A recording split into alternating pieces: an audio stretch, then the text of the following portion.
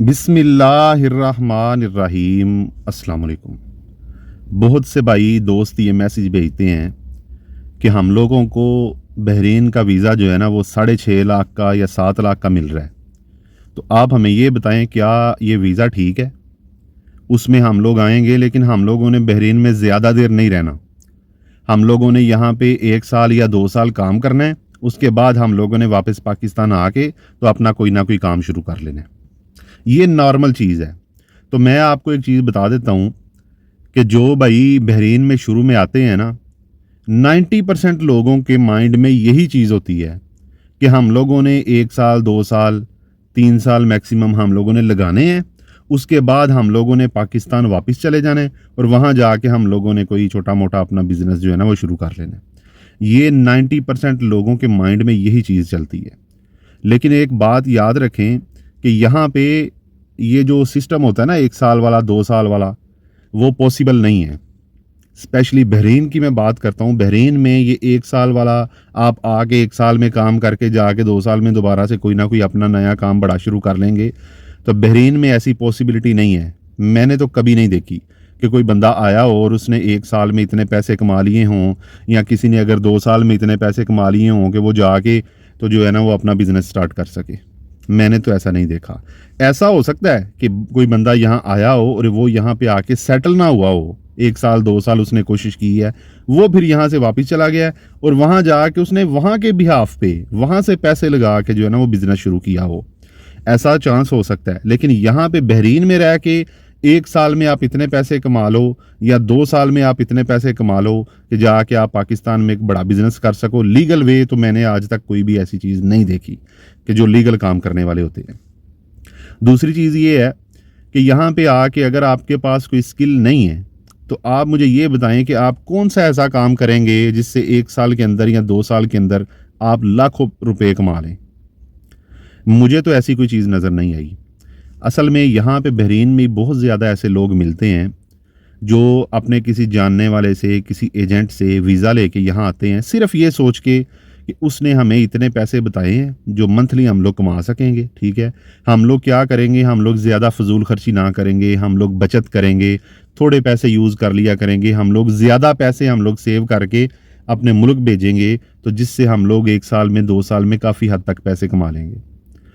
भाई मैंने बहुत ज़्यादा ऐसे लोग देखे हैं जिनके 6 महीने में 1 साल में अपने फर्स्ट वीज़े के भी पैसे पूरे नहीं होते। हम लोग जो 5 लाख 7 लाख 6.5 लाख जो वीज़ा लेके आते हैं ना, बहुत से ऐसे लोग होते हैं जिनके 1 साल में वो वीज़े के भी पैसे पूरे नहीं होते।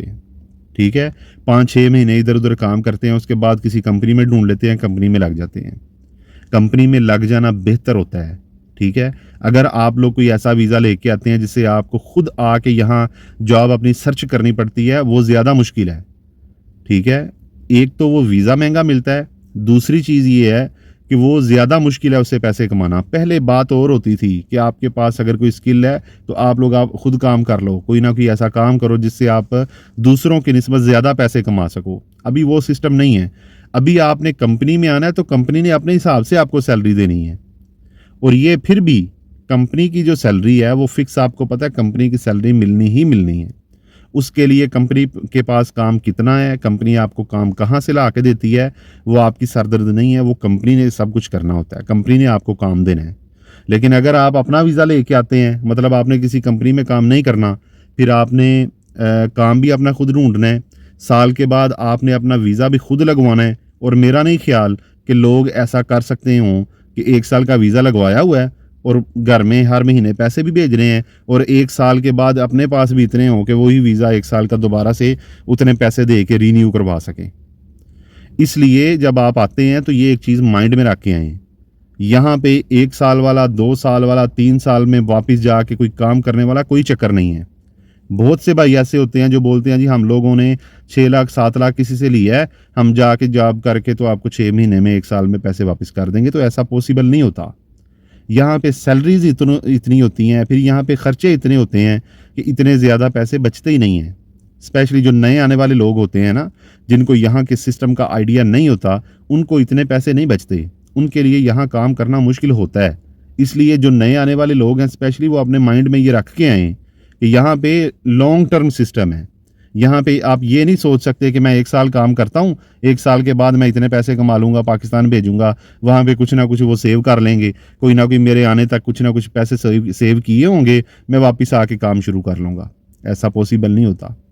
बहुत से लोग अपने चीज़ें, अपने घर के सामान, अपनी ज़मीनें, अपने जानवर, ऐसी चीज़ें सेल करके वीज़ा लेते हैं और उनके माइंड में ये होता है कि हम जाएंगे तो हम जाके जो है ना वो दोबारा ख़रीद लेंगे।